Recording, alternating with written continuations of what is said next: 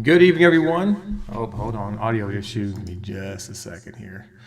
Fix this. All right. There we go. Good evening, everyone. It's Pastor Anthony here with your Daily Excellence. Thank you guys so much for being part of the broadcast and part of the channel tonight. It is May 12th, 2026, and it is right at 7 o'clock Eastern Standard Time. We are coming on a little early tonight than normal because in just a few moments, we're going to have L.A. Marzulli on the channel here in just a couple of minutes. He's going to join us tonight as we talk about the alien disclosure tonight. Okay, so we're going to get into that with him in just a second. But before we do, please give us a like, share, subscribe to the channel, please. You can also subscribe to L.A. Marzulli's channel and his information, which is in the description box right now. You can go and do that if you'd like, and we'll get all into all those things. But before we do any of that tonight, just want to thank our moderators for coming on. Kathleen Begley, good to have you on this evening. And Bent Rifle, good to have you on. All of our people over on Rumble tonight, thank you so much for joining us over there. We got a nice little crowd developing there. And those of you guys watching us through X tonight, good to see you guys here in just a moment. So yeah, do us a favor. Make sure you share this out because we don't get notifications anymore. People don't know when we're on. The only way they know that we're on is because you guys are sharing and you guys are putting that out there that we're here. Okay, and so go ahead and do that now. We're gonna do our quick word from our sponsor, EMP Shield, and then we will bring L.A. Marzulli on with you guys. So we'll see you guys here in about 60 seconds.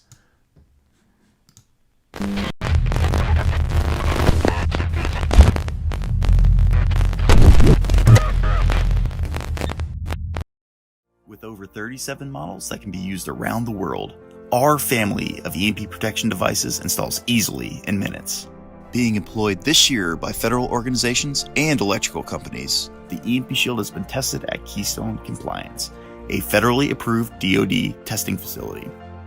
Also serving as one of the world's fastest whole home surge protection devices, working in less than 1 nanosecond, the EMP Shield will protect against electromagnetic pulses, coronal mass ejections, lightning, and all forms of power surges. Proven to withstand more than 40 EMP strikes with zero degradation, the EMP Shield is also one of the world's strongest surge protectors, capable of withstanding over 100,000 amps.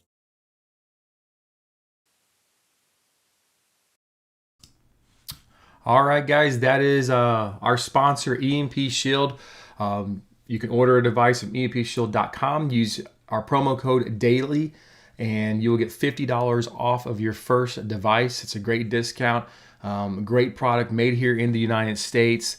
Of course, our government uses this, and so it helps protect your home from electromagnetic pulses, whether it comes from lightning, comes from the sun, comes from some kind of electromagnetic weapon, whatever it may be, it will protect those devices. Easy installment.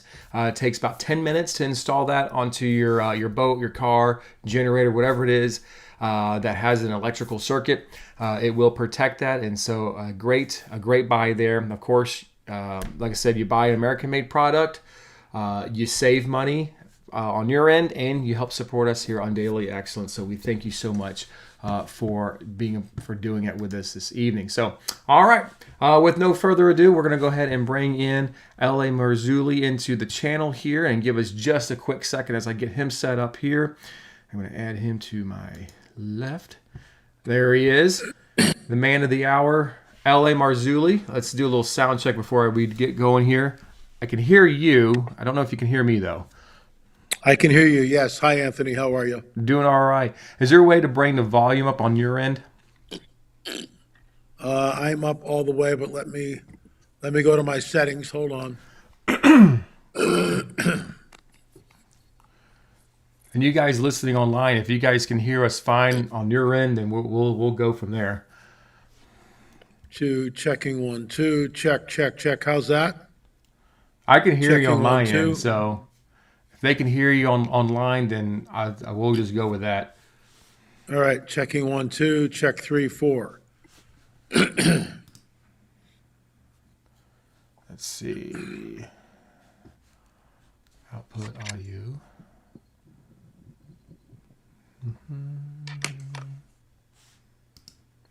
I think. All right, Lori Lee says sounds great. Both of us sound good, so perfect. We'll go with that. All right. Well, for starters, sir, I want to thank you so much for coming on the channel, being with us tonight. I know you're a very busy individual, especially right now, because you know, as they would. I don't know if you ever saw the movie Independence Day back in the day with Will Smith. Oh, of course. But you know that guy who comes up and gets really excited and says all the gizmos are turning on inside. I feel like that may be what your world is like right now. So with all the alien disclosures and everything like that taking place, and so I wanted to bring you on tonight because I wanted to pick your brain a little bit, because this is your area of expertise, and kind of you know, get your take on what you think is taking place right now. Of course, before I turn you loose, I do want to put a little disclosure out there tonight. When we talk about aliens, and I've mentioned this several times when I've had L.A. Marzulli on, or when we've discussed aliens, when we're talking about aliens, we're talking about little green men from Mars, okay? We're talking about fallen angels, and so the things that you may be seeing, or the things that may be presented to you, these are fallen angels. These are demonic entities, okay? These are not friendly hosts or anything like that. These are enemies of our soul. They're enemies of the gospel. And so I wanted to kind of bring that out. And when we talk about this tonight, we're talking about demonic entities. We're not talking about, you know, ET phone home type of situation here.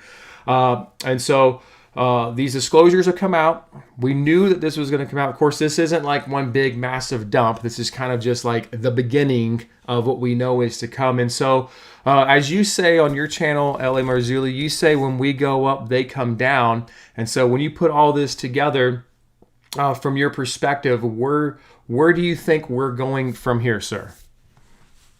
Well, for having me on, appreciate it. That's a very complex question, and I have really no idea other than to say that as they begin to leach this out slowly, and the next dump, according to Representative Tim Burchett, is a holy crap moment. Well, we'll see about that. We released on our channel and also Tim Alberino's channel what we call the Kumburgaz UFO footage. That was taken by the late Dr. Roger Lear in 2009. So it's, you know, it's getting up there. We broke the story. We released it. Dr. Lear let us use it. He weighs in. It's in our film, in our 10-box DVD set. I recapitulated in that because it's that important. In my opinion, it's the best UFO footage I've ever seen, because there's the going, you know, there's the craft, heat signature. There's two entities in the cockpit, and it's not just a little flyby. It's there for hours. Literally for hours. And Dr. Lear had it, shot it. He hired a camera guy, video guy with a telephoto lens. And Rick went through it frame by frame by frame, believe it or not. And there seems to be a third entity that's popping in and out, kind of like this. But in order to see that, you've got to really slow it down to see it. So that's something that, in my opinion, it's still the best UFO footage I've seen. I mean, I've seen, you know, the craft that goes like this, and the gimbal and the tic tac and all this other stuff. They've got, I'm sure they have better stuff than that.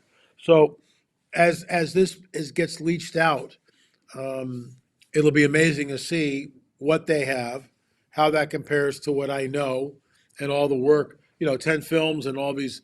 We took out an alien implant. We went to Roswell and found a piece of the metal. There it is in there. It's a known aluminum alloy. I should say it's an unknown aluminum alloy. It's an aluminum alloy between two known aluminum alloys. And Chuck Sikowski and Frank Kimbler had their metal tested also. It was the same result. So we don't know what it is. More testing needs to be done. As they begin to roll this out, before I even get there. So I had 3 friends that went to church this Sunday, and I specifically asked them, let me know if the pastor mentions UFO disclosure. 3 different churches, 3 different locations. Nobody mentioned anything. The pastors were silent on it, to their discredit and to their shame, because pastors who were saying, "Oh, we just want to do Jesus only." Well, Jesus only, then let's do Jesus only. So in Matthew 24, Luke 21, Mark 13, Jesus says, do not be deceived. Do not be deceived. Men faint from fear from what is coming upon the earth, for the powers of heaven will be shaken. What's that about, right? So the powers of heaven will be shaken. Men faint for fear for what is coming upon the earth. Satan comes with all signs of lying wonders. That's Paul. Even the elect would be deceived if that were possible. I mean, something is coming, which is going to blow everything away. And finally, 1 Timothy chapter 4, got this from Mando Gonzalez, but he pointed me to it, I should say. It's not like, it's there in the Bible, but I never put that together. First Thessalonians, the chapter which basically states, do not be troubled in spirit, that the day of the Lord is come and are gathering to him, that they will not come until the apostasy, until the great falling away happens, and then the men of some will be revealed. So some people say, well, that's the rapture of the church. I disagree with that. Mando Gonzalez would say that this may apply only to the Jews. Again, I would disagree with that. I think it applies to the church, but that's me. That's why there's three positions on it. And I believe it is a falling away. So what's amazing, people are going, yeah, but once saved, always saved. And if you have the Spirit of the living God in you, blah, blah, blah. I get that, okay, right? But you still have free will. You still have free will. And even though we're sealed, there can come a point in time where there can be a falling away from the faith. Some will depart from the faith. So First Timothy, I'm drinking coffee here. First Timothy chapter 4, the Spirit expressly states that in the latter days, some will depart from the faith, giving heed to seducing spirits and the doctrine of demons. Well, there it is in the biblical prophetic narrative. So what is coming, Anthony, is absolutely unprecedented. This is just the tip of the iceberg. And what's alarming is that the church, for the most part, is completely asleep. I mean, completely asleep. So if you're going to do the Jesus only thing, then let's do the Jesus only thing, which I just did. And you tell me what we're looking at. So those are just some of the reflections since Friday. And, it's ongoing. I had a good friend call me today, and we talked for about a half an hour on this very thing. So it's the cat is out of the bag. It's not going to go away. Representative Lauren Boebert was talking about, this is demonic, this is demons, read the book of Enoch. And you even mentioned it, that it's demonic. We can't say that. It's supernatural, but it's much more complex than just demons. Demons and fallen angels are two different entities. Fallen angels have eternal bodies. They can pop in, they can pop out. They don't need a body to appear like a demon does. A demon needs to inhabit a human being, an animal, or an object. Demons are the disembodied spirits of the Nephilim. Nephilim are the progeny of fallen angels, human women, creating a hybrid known as the Nephilim. The demons wander the earth. They are earthbound. They just can't flip back and forth as far as we know. The Greys may be conjecture, but after decades of research and talking to people like Karen Wilkinson and others, experiences Al Matthews and Mil Jurek and others, we think that the Greys are like clones or meat suits, but they're avatars, and the demons can just inhabit them, and that's how they manifest in our dimension. But it's very, very complex. The technology that they are using is far beyond anything we have. These entities can manipulate space, time, matter, and energy. And why should we be alarmed at this? And I'll just give you an example. And people, it's in our Bibles, but we refuse to look at it. So when Jesus is in the desert, when Jesus is in the desert, he's fasting for 40 days, right? No food. Satan appears to him. How does that happen? How does he go from where he was to where Jesus? We're not told, but he appears to him. If you just turn these stones to bread, boom. And Jesus replies, we're not doing this. So then Satan takes Jesus to a high place, and in a moment of time shows him all the kingdoms of the world and says, if you bow down to me, all these will be yours. Jesus goes, no. That's called bilocation, because Jesus is here in the desert, right? And the dragon takes him to a high place, and in a moment of time shows him all the kingdoms of the world. So we're looking at time displacement. We are looking at bilocation, which is moving from one place to another instantaneously. Another example of that bilocation would be after he's done showing Jesus the kingdoms of the world, he takes him to the Temple Mount, to a pinnacle on the Temple Mount. Throw yourself down. Kind of ridiculous request, but anyway, throw yourself down. Jesus goes, no, I'm not doing that either. And then he brings him back to the desert. So it's from the desert to the high place, kingdoms of the world, to the temple, throw yourself down, back to the desert.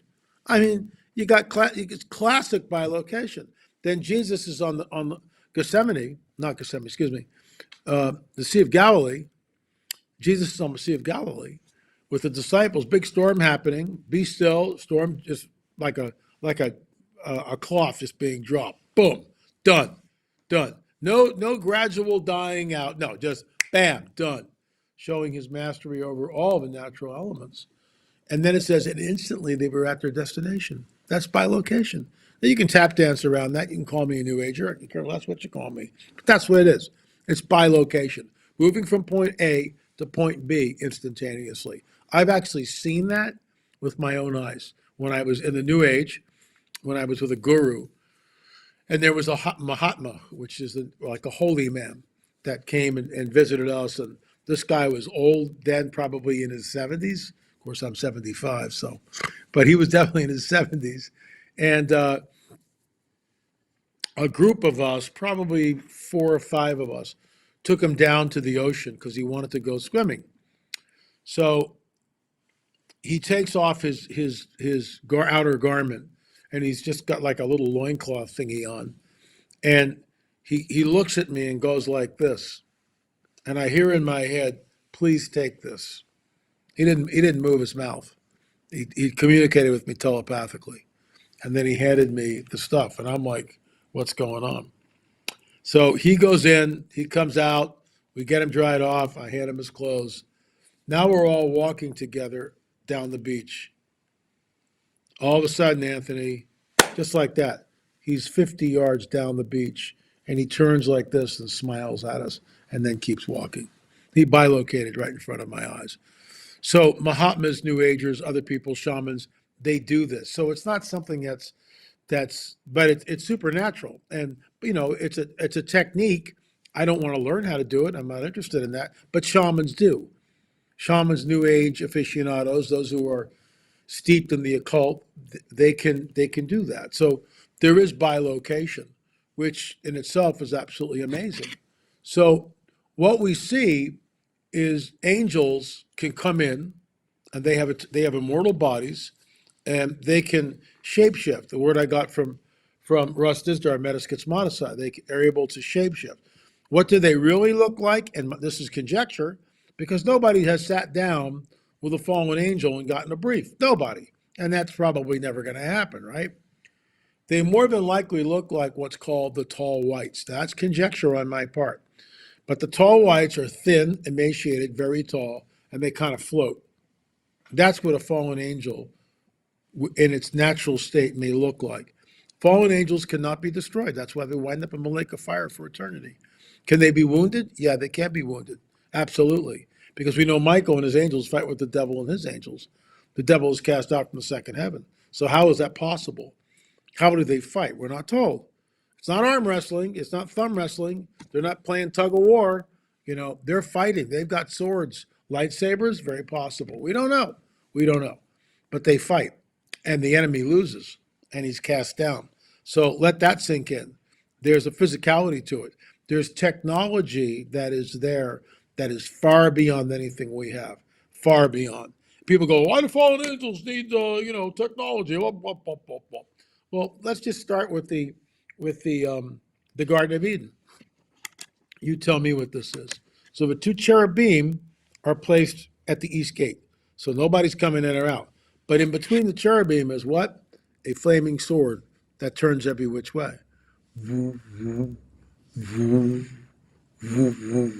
What's a flaming sword in modern vernacular? It's a lightsaber. OLA. No, but it is. It's a lightsaber. It's just another name for it. A flaming sword. Swords are not on fire, but a lightsaber is, right? Right? It's a lightsaber. So there's technology. Ezekiel's will. There's technology. Elisha, chapter 6, where Gehazi is booted out, and what does he see? I saw the chariots of fire all around Elisha. What the heck is that? Well, you tell me what a chariot of fire is. Because Gehazi is looking at a phenomena thousands of years ago and is trying to process what he's seeing, but he has nothing in his lexicon to communicate what he's seeing. So the chariot is the apex mode of transportation. Fire is what he knows. Oil lamps, torchlight, firelight. So he sees an apex form of transportation, a chariot of fire that's gleaming and lighting up the sky. You and I would call it, in today's vernacular, a UFO, a UAP. So it's all throughout the Bible. Technology is all throughout the Bible. These entities, when they manifest, manipulate space, time, matter, and energy in ways that defy the physics that we know. I'll give you one more. When Peter is jailed, he's in his jail cell, right? And an angel appears. How does that work? Angel just comes right through the wall.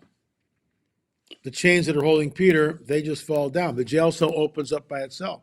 All the guards are switched off outside. That doesn't happen. You're a guard in a Roman prison and you fall asleep, you fall on your sword the next morning, pal. So that ain't going to happen. They get to the huge prison gate, it opens by itself. How is it possible? How is it possible that this even happens? So we know that there's technology in the biblical, in the Bible, that is far beyond anything we have. We are looking at, and the book of Enoch tells us that when the fallen angels came, there was a quid pro quo. They gave to the human beings, specifically the men, they showed the metallurgy. They showed how to kill the unborn child in a mother's womb. That's the first recorded abortion that I'm aware of in the history of the world. So you got metallurgy. They showed the course of the moon, the 18-and-a-half-year metonic cycle, which mankind didn't know. If you read the book of Enoch, there's a whole series of knowledge that they give to mankind that they're never supposed to be doing, but they do it anyway. And this, the art of weapon making, we didn't have that. And this is primitive technology on some level. What did they have that they weren't showing us, right?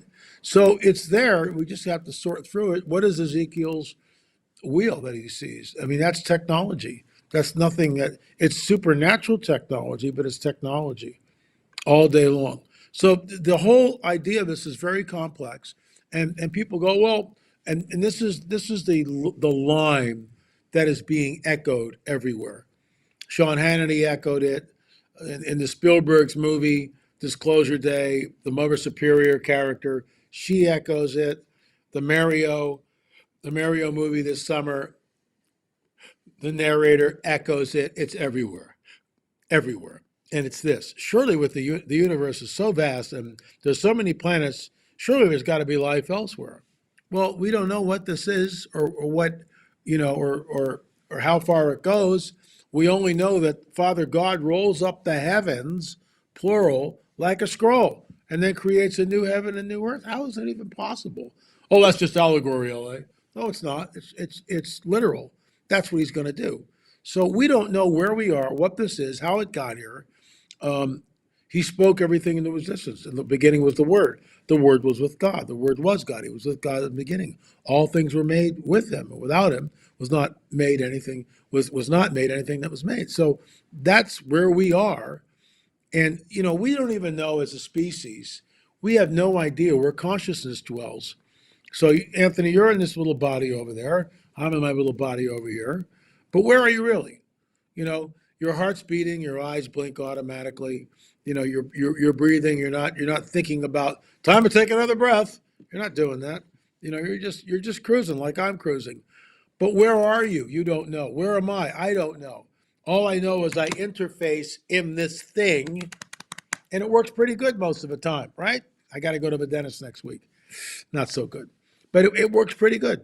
I have to wear hearing aids now, and I wear glasses. So, the body is definitely declining as I get older. I'm 75. We don't know where consciousness resides. Fermi's paradox states that it was sort of a tongue-in-cheek moment, but it's been quoted widely. So, Enrico Fermi was on the record stating that if the universe is teeming with life, where the heck is everybody? So these are not in my opinion. These are not extraterrestrials from some faraway planet like Zeta Reticuli or Epsilon Eridani. They are interdimensional entities, and it's complex. The grays are the meat suits, the avatars, that hold the disembodied spirits of the Nephilim, i.e. demons. Grays hold the demons, okay? Demons can manifest in our dimension. Fallen angels, tall whites, right? Nordic types, they could look like that. Because we know from the biblical prophetic narrative that Satan can appear as an angel of light. Got this from Russ Dizdar. Metaschismatisai, the ability to shapeshift and change. They can present themselves, I believe, as either male or female or anything else that they want to. And they can do this. So it's very complex. There is a breeding program. And Jesus warns us to be like the days of Noah. I'll close with this. Why would Jesus warn us that, when I return to be like the days of Noah? So first of all, let's walk through that. When Jesus says this, everyone knows exactly what he's talking about 2,000 years ago. Everyone knows. Oh, the days of Noah, Nephilim. How do they know that? Because he's saying this from Jerusalem, the temple, and outside the temple, according to the first century Jewish historian Josephus, the bones of the Nephilim are openly on display. They're not in the temple, but they're on the way to the temple.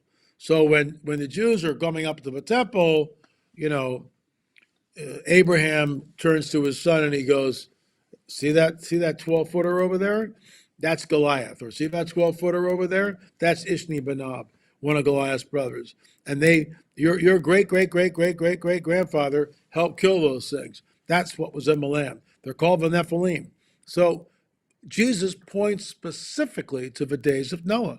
And what differentiates, and I've heard people tap dance around this, and you can believe what you want to believe. I'm at the point at 75 years old, I really don't care anymore. If you believe when it says that the Nephilim were on the earth in those days and also afterwards, that somehow Seth's, who is it? One of Noah's, Ham's wife got on the ark and she carried the Nephilim seed. Nonsense. It's just a second incursion. They just keep coming back and doing the same thing over and over and over again. So there is a breeding program. The days of Noah is the fulfillment in some ways of Genesis 3:15. I got this from Gary Stearman, where Adam and Eve are in the garden. They've just sided with the dragon. Their DNA has been completely changed. Dragon's over here. Jesus is in the middle, says to the dragon, your seed, your offspring, will be at war, at enmity with the offspring or seed of the woman. The one coming from the woman, the proto-evangelium, the Messiah, will crush your head, you'll bruise his heel. That's the entire Bible. 3 chapters later, bam, you get the Nephilim. According to the book of Enoch, 200 watcher angels come down. They're here for like 400 and 450 years. Did they contaminate the whole earth? They had to have done it in some manner. Here's something that the Lord showed me. I don't have a chapter and verse for this at all. It's complete conjecture. So, you can do with this what you will, folks. But we know from the book of Revelation that eventually people are going to take the mark. Anyone who takes the mark winds up in the lake of fire. So something with the mark changes a human being's DNA on some level. We actually took out one of those implants, which I believe are prototypes to the mark. It's in our Watcher series. We're the only Christian team ever to do that. That's my late business partner, Richard Shaw. And Emil Jurek was the guy that we took the implant out. I have lunch with him, or usually breakfast, once every couple of months, just kind of stay in touch. And he was also featured in our 10 speaker, it's called Deception 2026, lamarzulli.com. You can rent that. You can rent that for $20 and watch hours of speakers coming on the record. Gary Stearman, Mando Gonzalez, yours truly, Derek Gilbert, Tim Alberino, just to name a few. Larry Ragland, Alan DiDio, Karen Wilkinson, Vicki Joy Anderson. All these people come on and give fantastic presentations for $20. You can watch it all. And this isn't a podcast. These are presentations that with slides. These people worked a long time on them. So all this to say that this is very complex. It's coming down. The days of Noah are the commingling of a seed, Daniel 2:43. Their seed will mingle with the seed of men, but they will not cleave to them. Who are they? Who are they? Who are we talking about? It's the seed of the fallen angels, going back to Genesis 3:15. 3 chapters later, Genesis 6 happens. So I was talking about the mark. You take the mark, and the book of Revelation went up in a lake of fire. Is it possible? Is it possible that somehow the population in Noah's day was contaminated by some kind of a mark-like initiation? Nimrod becomes what? Gibborim. Right after that, he becomes Nephilim. He becomes Gibborim. Through, and I wrote about this in the Cosmic Chess Match. You could translate that through ritual sex magic. You could get to that, but something happens. He becomes a mighty man. How does he become a mighty man? What changes in his DNA? Is it possible that somehow the entire population, except for 8 people, were somehow genetically tampered with? Because everybody gets wiped out. Something goes on that the text doesn't tell us. That's why underline the word conjecture, not making a doctrine out of this, but it's just something to think about. Something happens because the judgment is very, very severe. Everybody but 8 people get saved. So something's going on there. I don't know what. I think it was some kind of initiation or mark, like the mark of the beast, which contaminated the entire population. So this is a very complex deal. They are back, and this will cause what I call the coming great deception, or the great falling away, that we read about in Thessalonians.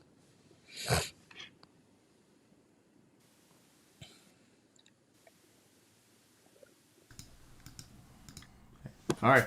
That was a lot of information. I had quite a few questions that were running through my mind as you were talking, but I'll go in the direction of the Great Deception because, as you had talked about a little bit ago, you were talking about how even some Christians may struggle with this situation as it arises. And in front of me, I have a great example of this. I don't know if you, who all you follow over on X or not, but there was I think it was Representative Eric Burleson. Eric Burleson. Yeah. He was on the Owen channel, and he had said that I am a Christian and I believe the way to salvation is through Jesus Christ, but this has changed my faith. Okay? And so he's not saying that he's denying Christianity or anything like that, but he's trying to figure out, like, how does this fit the Christian narrative? Like, where do we go from here? And I'm reading that, and then I'm sure you're very well aware of the group of pastors that got called in by the government and were being encouraged. It's not really by the government. It's 2 ex-military guys. It's not like, President Trump is picking up the phone and going, hey, these are 2 ex-military guys. This is according to the information that I know. They're 2 ex-military guys that were at NRB and went and invited these people. And I've spoken to one of them. Not a lot of information. It was a very short phone call. I need to get a hold of this guy again, because this is why Tim Alberino, Mondo Gonzalez, and I did a podcast on Tim Alberino's channel, and it went, it's over 130,000 people that have downloaded it. So I took it. You can watch it on my channel, VLA Marzulli. You can watch it there. I'm up over 42,000 views, which is a lot of people. That's a stadium full of people. It's a lot of people. Not as much as Tim's, but that doesn't matter. The reason why we did this was to push back against this narrative. It's not demons. You can't say, oh, this is all demonic. You can't say that. It's a very, very complex physicality to it. There is a physicality to it. The craft are real. The abductions are real. The implants are real. The hybrids are real. The breeding program is real. It ties back in Genesis 3:15. It is literally the seed of a serpent. In my opinion, there's going to be a nuclear event, and I've written about this in my book, Rungs of Disclosure. There it is, right there, Rungs of Disclosure. And there's going to be there's going to be a nuclear event, Anthony. Okay, that's conjecture, but this is the trigger. This is what they're waiting for, and what have we seen? Putin's threatening nukes. Pakistan, Iran. Does Iran have a hidden nuke someplace? In my opinion, wouldn't you, if you could get it? Wouldn't you have like a last gasp deal, and they've even hinted at it. We have new weapons for the battlefield. Well, what is that? What are you talking about? What do they have that they haven't tipped their hand on? Do they have a nuke, and will they use it? Because of Shia Islam, I should say, they believe that the Mahdi will only, and of course they believe that they're the true branch of Islam. So you've got this huge crazy thing between Sunni and Shia. They hate each other for the most part. And Shia Muslims believe that in order for the Imam Mahdi to come back, he's in hiding, by the way. In order to come back, there has to be a complete chaos in the world. So what better way to create chaos than dropping a nuke? And I'll just throw something out. This thing ain't over in Iran by a long shot. By a long shot. The IRGC is still in control. People are being rounded up. They are being killed, persecuted, hung, beaten to death, all sorts of crazy stuff. It's an insane regime that does not value life at all. And they've got this apocalyptic mentality. They don't care. They want to blow up everything. So the Imam Mahdi will come back, or the Mahdi will come back. So it's very complex, and I don't think it's over. I think because the Iranians still haven't figured out that they're going to get bombed back of a Stone Age, I think we're looking at possible. I have no way of knowing, but I would put money on the fact that we're about to see something happen in Iran, which is unprecedented. Because I think this is where the Israelis are at. And, there's so much anti-Semitism in the world today. It's just unbelievable. So let me get this straight. If you lived in New Mexico, and Mexico was flying drones over the border to New Mexico all the time, right? And what would you do? You would demand our government do something about it. If you lived in Arizona, border state, or Texas, border state, and drones were being flown over, or someone was launching missiles, wouldn't you go, this is ridiculous? Well, welcome to Israel. So for decades, this is the status quo. So they make a treaty with Hezbollah. Hezbollah is supposed to retreat back to the Litani River, but they don't. And the mortars come over, and the rocket fire comes over, and the drone attacks, and the kidnappings, and blah, blah, blah, blah, blah. And they're supposed to just stand down and not do anything. We were supposed to go over there on October 7th, coming up to 3 years, right, this October. We were getting ready to go to the airport. We were prophecy watchers. And Bob Orr called me up, LA, Israel's at war. I go, what? So I called up the tour guide, Avi Lipkin, and sure enough, I said, it was right there, Netanyahu declared war, and the rest is history. So these people, they hate Israel. They absolutely hate Israel with a vengeance. There will never be peace there. And Israel has moved into Lebanon again, and the Lebanese people suffer. I mean, I'd love to go to Lebanon. The largest stones ever hewn on the planet are at Baalbek, and I would love to go to Baalbek, but I'm not going there because the way in the present situation, no stinking way. So, will the Israelis take land? I don't know. They've already got back to the Litani River, but nothing has changed. The Houthis are still firing missiles. Hezbollah has not laid down its arms. Hamas has not laid down its arms, and the Iranians will never lay down their arms. They just are never going to do it. What do you do with a group of people that gets up on a Friday and chant "Death to America, death to Israel"? That's what they say what they mean, and they mean what they say. You can't sit down with these people. They hate us. They hate you. They hate me. They hate Israel. That's it. That's it. End the story. Now, the Persian people, the Iranian people, remember, Persia is Iran. Iran was called Persia for thousands of years, and only in the modern era was it changed to Iran. So the people suffer. There's a lot of great people in Iran that are not Muslims, and some are Muslims, but they're not radicalized. They don't believe in the regime. They're tired of the oppression, the economy which goes nowhere, and let me just back it up. Why is America so great? Because of the warmth of collectivism, as Mandami would tell us, and the mayor of New York City? Is that why America is so great? Because of the warmth of collectivism? No, it's not because of the warmth of collectivism. The Soviets tried it for decades and it didn't work. it just crumbled from within. Because the warmth of collectivism takes any incentive you have or I have to do anything.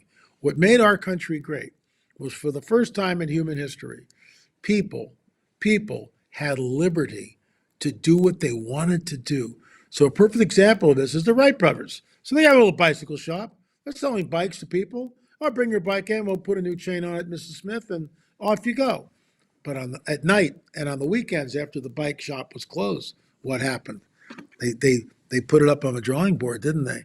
And they started tinkering and they started playing around. Why? They had liberty to do so. They didn't have to ask the king, the prince, the magistrate, the rulers, the royalty over them. They were able to create because they had the liberty to do so. They weren't dependent on stipends from patrons like Beethoven, one of the greatest composers that have ever lived. But he's depending on stipends from royalty to give him money to live. And some, he did some lessons and he played some concerts, but he was deaf by 29, 30 years old. What do you do with that? We have liberty in this country. For the first time in all of history, in my opinion, we, people here, had the liberty to pursue whatever they wanted to, which was unprecedented. Well, people in Iran can't do that. That's why nothing happens. People in most Muslim countries can't do that, which is why, how many Nobel Prizes have they won? Because they're not interested in that. So it's this is why we're the greatest country on earth.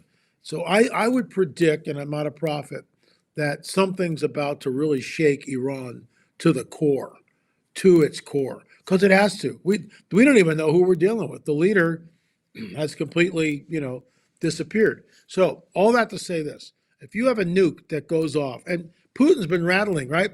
Talking about using nukes against Ukraine. I'm not making this up. Pakistan, saber rattling, North Korea. Did you read that this week from Kim Jong-un's kill switch? If he's assassinated, launch a nuke, quick. I mean, this guy's out of his mind. But this is where we are. You have a nuclear device. Let me cough, hold on. You have a nuclear device going off anywhere on the planet.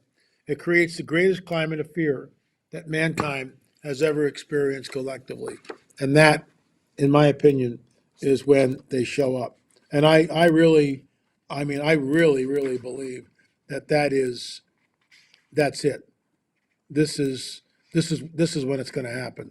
Because if you have a nuke goes off, because we're all connected on the internet and our cell phones, in Steven Spielberg's film, which has not been released yet, but the trailer, it's brilliant. They shows this group of people crammed on a subway. Everybody's got a cell phone, and they're all kind of looking at it very disconcertedly. That's where we are. You have a nuke going off on this planet. It creates the greatest climate of fear that mankind has ever experienced together, collectively. This is it. And we're going, oh my gosh, are we all going to get blown to smithereens? Guess what? That's when they show up.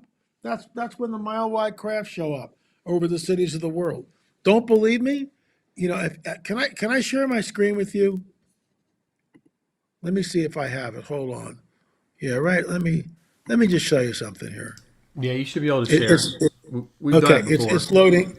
Yeah, it's loading up. So I want to show the folks something here. Okay. Yeah, while you're doing that, I wanted to reiterate what you said, because for the last 2 to 3 years, I've been talking about that exact scenario that you're talking about, right, where we have a nuclear weapon that goes off. Yeah. And I think it's strategic. And let's see, is it coming up on my end? No, not yet. It's downloading. I just want to show you guys it. But it's strategic. And yeah, like you said, people are going to have their cell phones in their hand. We're all connected online, things like that. And when you have, and I'm just that's a hypothetical situation. Okay, I don't know this, but if the world watches 10 million people disappear in the blink of an eye due to a weapon, and it gets played over and over and over for months, the fear that's generated and the outcry for something different from a global perspective opens the door for something to come in and take that vacuum. That'll happen. I'm I've right been there talking with you, about that for years. Yep, I am right there with you. So let me show you I'm gonna hit share. I'm gonna show you this trailer. So where is it? Can you see that? I don't see it on my end. Oh, hold You on. don't? Right here? Let me see here. Something happened here. Oh, hold on. I'm going to put it on the screen. All right, we got it. Okay, so I want you to see this. I'm just gonna run it because you need to watch this, and I'll comment on it, excuse me, while it's playing. Here we go. Continue to share, thank you. So, these earthlings must be stopped. 1950s sci-fi. Walter Cronkite. Crop circles. Congress. The gimbal UFO. New York City. Woman on her cell phone. UFO right over her head. Proof of extraterrestrials. She could care less. She wants to see the cat with the toilet paper. Paris, France. Everybody's on their cell phone, tablet. UFO right over the Eiffel Tower. Cactus Diner. She's celebrity bacon diet. Meanwhile, the dog's barking at the UFO overhead. Cut to Japan. Boardroom. No one's looking. There's the alien with an elongated skull. He's frustrated. No one cares. He presses a button. Hello down there. He now takes control of everyone's screen, everyone's tablet. Now watch. They all look up. Watch her face. Mile-wide UFO over New York City. Paris, France. Mile-wide UFO over the Eiffel Tower. Texas, UFOs. Japan, UFOs. Now the comic relief, Martin Scorsese. Hello down there. Now he opens the window and looks out. Mile-wide craft. And what you need to understand. Okay, I just stopped the sharing. Can you see me now? Yeah, I got you. Okay. That's the 2024 Super Bowl ad. That's the 2024 Super Bowl ad.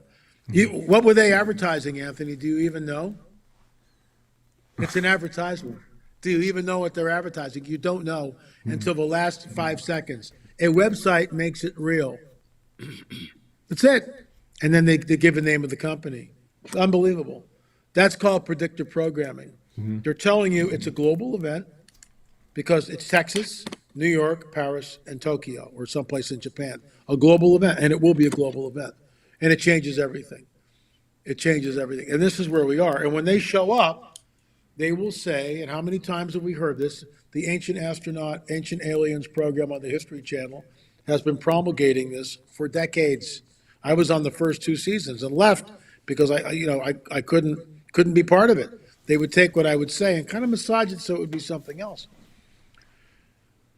And that's years ago. And then from that, Richard Shaw and I, my late business partner, Richard Shaw and I created the Watcher series, 11 films, and then Best of Watchers, talking about, among other things, the whole UFO phenomena. Our film, Physical Evidence. We're the only team ever to take out an implant from an abductee. We're the only people who've ever done that. So a lot of Johnny-come-latelys to the scene now, right? Talking about this stuff. We have a piece of Roswell debris. We took out an implant from a guy. We have a film which has 4 abductees, 2 men and 2 women. That's here. UFO disclosure. We broke the story on the Kumburgaz UFO. We broke the story on Robert Salas, the Maelstrom UFO Air Force encounter. I mean, this is hardcore research. It's not sitting in a chair or a library quoting what other people have done. This was all groundbreaking stuff. All of it. So we're in a window that is primed, ready for it. And this is why Tim Burleson, and Tim Alberino knows Representative Burleson. I have not been contacted, which is kind of, it's almost like a badge of honor. Well, you don't want that Marzulli guy. He's a religious fanatic. I'm not a religious fanatic. I just know what the Bible talks about. I've been doing this for over 30 years. We've got films on it. There are 10 films on the whole UFO phenomena. By the way, that's the Kumburgaz UFO. Best UFO film I've ever seen. Best UFO footage I've ever seen. I'm trying to get so you can see it. There you go. See that? That's the real deal. See the aliens in the middle of it? Those are the grays. So, this is, it's coming down. And when they show up, they will tell us that they created all life on this planet, genetically manipulated early man, started the world's religions, started the world's civilizations. Now at this critical juncture, E.T., the Space Brothers are back to usher mankind into a golden era. And millions of people believe that. A lot of young people believe that. In fact, I think one of the surveys, I don't know who it was done by, it might have been Pew, more Gen Xers believe in aliens than they do the God of the Bible. When you look at the Anunnaki, which has been promulgated over and over and over and over again, I get it. It's just fallen angels coming down, doing their stuff. They even have wings, for crying out loud. They have their chimeras. This is why you just plug in, the Book of Enoch and the biblical narrative of Genesis chapter 6, and it's very clear. You can take the Book of Enoch, chapter 6, and overlay it with chapter 6 of the King James Bible. Reads basically word for word. Found in the Dead Sea Scrolls. If you were going to keep one book away from the pastors, away from Christians, that's the book you keep away. Because it tells you exactly what's going on. It tells you about the angelic war, which resulted in the flood eventually. So this is what's underneath the pyramid.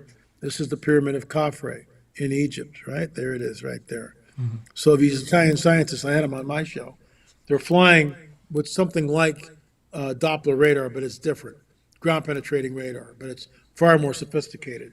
And what they discovered, these pillars that go down 2,100 feet below the surface. And then below it is this huge room, and no one knows what it is. And of course, Zawi Hawass gets up and name calls and, this is Egyptology, this is Egypt, blah, blah, blah. Well, just, I get it.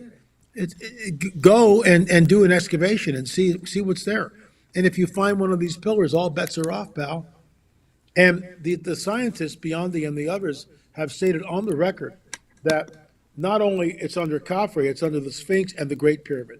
There's a network there. I believe, as others do, that this was a power plant which powered the entire planet pre-flood. Nephilim architecture, fallen angel technology. That's exactly what we're looking at. But that goes against the mainstream, just like our work on the mound builders. Oh no, LA, you don't understand that the mounds were built by Native Americans. There's one of these films. We've got, 8 of these things now? Trail of the Nephilim series, eight films. I'm working on number 9, which might be the last film. I don't know yet, but it looks like it might be. We'll just see what the Lord does. We filmed it 2 years ago, and then I did a redirect on it like 2 months ago, and then a month ago. So I've shot new footage, which trying to get a handle on this thing. And the bottom line is, there's a site in Ohio. It's called the Octagon Mount.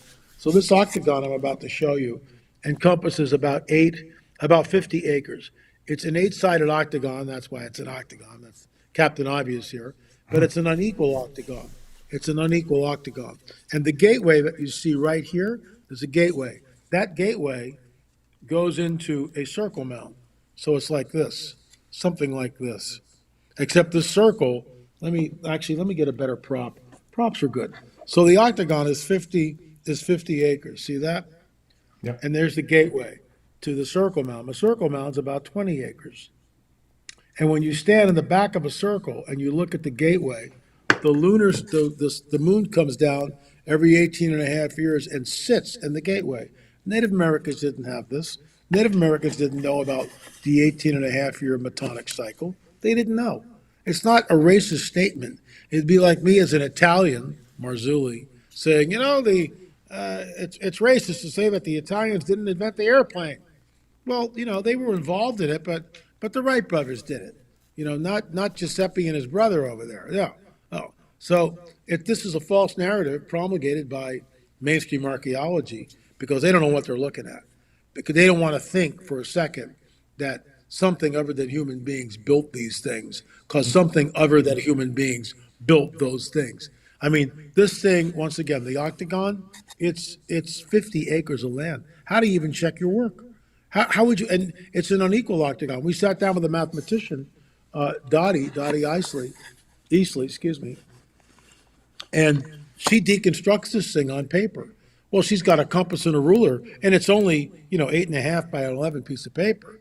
It's and she's drawing it and showing us the complexity of this thing. I'm just blown away. This is advanced geometry, and the Shawnee did not have advanced geometry. How do I know that? We sat down recently with a Shawnee chief, Chief Jay, and he's Native American. He's on a piece of property that's had two owners since 1776, and his family's the second owner. Think about that. Mm-hmm. Think about that. So he knows what he's talking about. He said, this is impossible. We were hunter-gatherers. We were just trying to survive the winter into the next season. We didn't do this, but it's forced. Oh no, you did this. You just forgot that you had done so. No, that's really insulting, because First Nation people, Native Americans, take great pride in their oral tradition. So I'm not being a racist by saying this. It'd be like, if I say that the Egyptians did not build the pyramids, oh, you're a racist. Excuse me. Am I not allowed to have a thought or to think something other than the prevailing narrative? The Egyptians, in my opinion, did not build the pyramids. These are pre-flood edifices. How do we know that? Robert Schoch. Schoch went over there, took one look at the Sphinx and said, see this? This ain't wind erosion, this is water erosion. And it happened very quickly. Oh, gee, the Great Flood. There it is. It's screaming at us, screaming at us. All right. Well, I have a couple more questions for you, and then I know we're approaching our hour here. But so with this, with the first disclosure has taken place, and you've pretty well mentioned what you believe, why this disclosure is taking place. You've mentioned the climate and kind of the environment that we're in globally right now that's leading to this disclosure. And so I have two questions for you. I'm going to let you kind of tie them together for time's sake.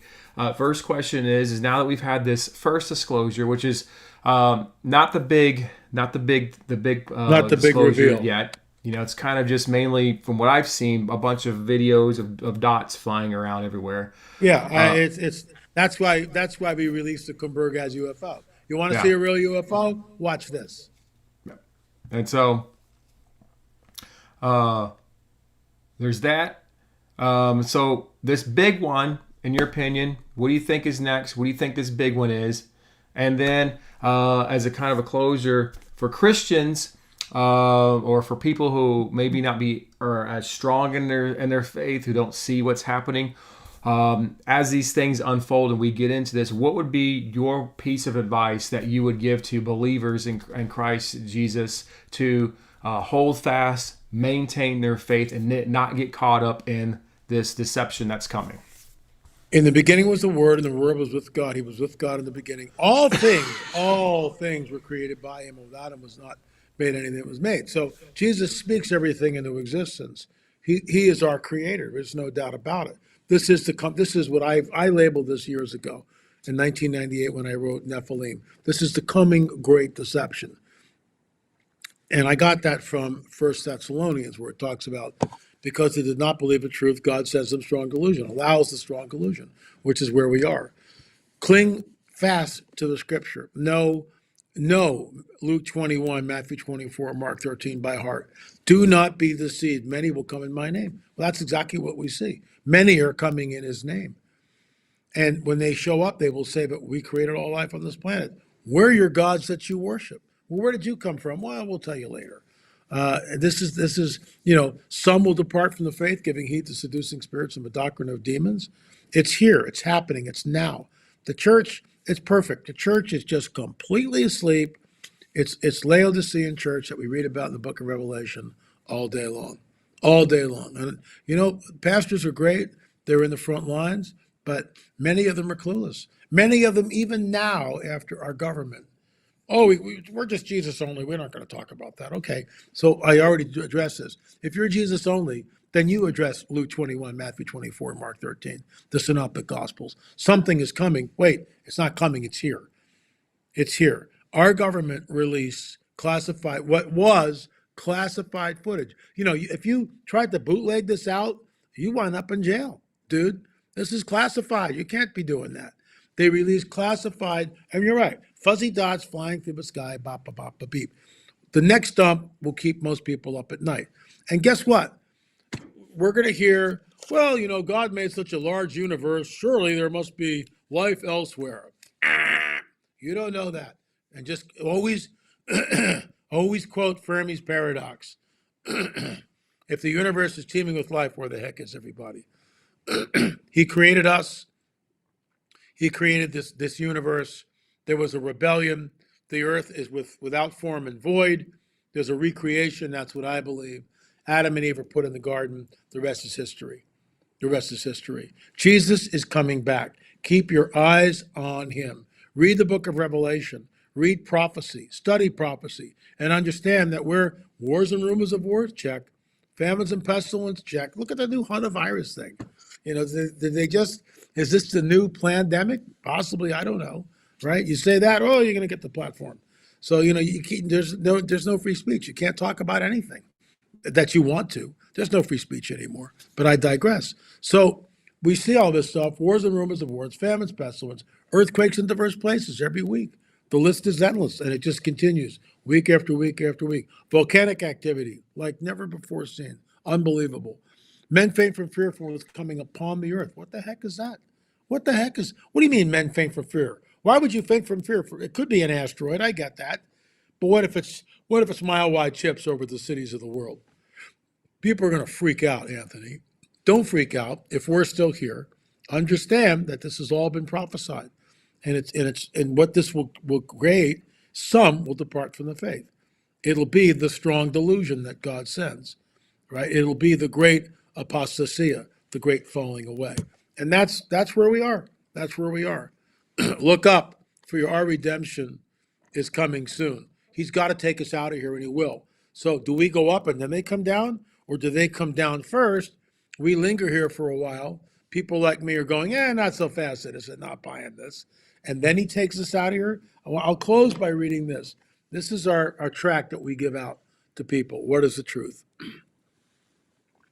This is channeled information from someone that's given themselves over to a spirit. We are here. We are the Pleiadians. Humanity is learning a great lesson at this time. The lesson is, of course, to realize your godhood. Where have we heard that before?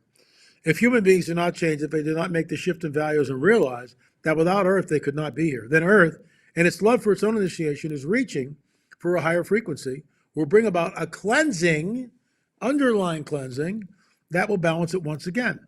What's this cleansing? Well, they go on. There is a potential for many people to leave the planet in an afternoon. The people who leave the planet during a time of Earth changes do not fit here any longer. They are stopping the harmony of the earth. They are stopping the harmony of the earth. What is the truth? Channeled information. That entity, we are the Pleiadians, that lying spirit, in my opinion, they've already explained away the rapture of the church. They've already explained it away. There is a potential for many people to leave the planet in an afternoon. The people who leave the planet do not fit here any longer. They are stopping the harmony of the earth. That's me. That's you. That's some of the people that are watching your show right now. Because we're not going to believe a lie. We're not going to believe that you created life on this planet. We know one man who did. All things were created by him. Without him was not anything made that was made. End of story. Thanks for having me on, Anthony. Appreciate it.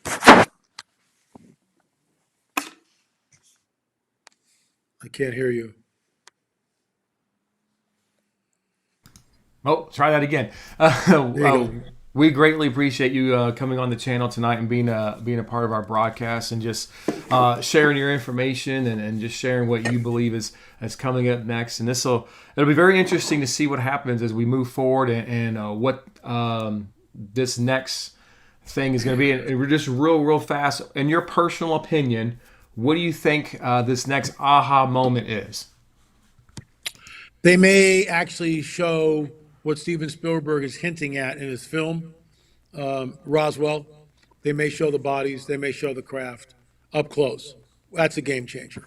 That's a game changer. Yeah, that would be a game changer, absolutely. So, all right. Well, thank you so much, sir, for coming on, and I know you'll keep on top of it, and we'll keep watching, and as things unfold, and we need answers. Well, you're going to be the guy I'll be coming to. So, Well, I appreciate it. we absolutely appreciate it. Thank you so much for being on the channel tonight, sir. And for those of you Alrighty. who don't God know who bless you. L.A. Marzulli is, in our descriptions box below, we have links that will take you to Thank you. his YouTube channel and other platforms where you may find him at. And so when you get done here, you can definitely go down and check all his links out. Subscribe to L.A. Marzulli and be a part of what he is doing there as well. So with that being said, everyone, thank you so much for being on here. Please give us a like, a share, subscribe to this channel, subscribe over to L.A. Marzulli, support us. Remember, we don't get notifications anymore, so it's up to you guys to pass the word and verbally do your thing there. And so with that being said, everyone, join us tomorrow night at 6 o'clock Eastern Standard Time for Pastor Talk as we come on for a night of devotion and prayer with you guys. And so we definitely want to make sure that we minister to your spirit tomorrow night and believe in the things that you're needing God to do on your behalf. So be here tomorrow night as we do that. And then also tonight over on DE Studios, we'll have a video up from an archive video from Mike from around the world. That'll be starting at 10 o'clock tonight, and then we will have upload things over the weekend. I'll be working on those Thursday evening, getting that up for you guys on Friday, Saturday, and Sunday here on the main channel for Mike from around the world, uploading his broadcast from this week. Okay, so a lot of stuff happening here, but thank you so much for being here. God bless you. Remember, you may be the only Jesus someone sees this week, so keep a smile on your face. Thank you all for being here. God bless. And for those of you that are just popping on, we came on an hour early tonight, so you have to go back and watch from the beginning, but a very insightful interview that we just had with L.A. Marzulli. All right, thank you so much for being here. God bless you. We'll see you tomorrow evening for Pastor Talk Live at 6 o'clock Eastern Standard Time, 5 p.m. Central. God bless you all, and thank you for being here.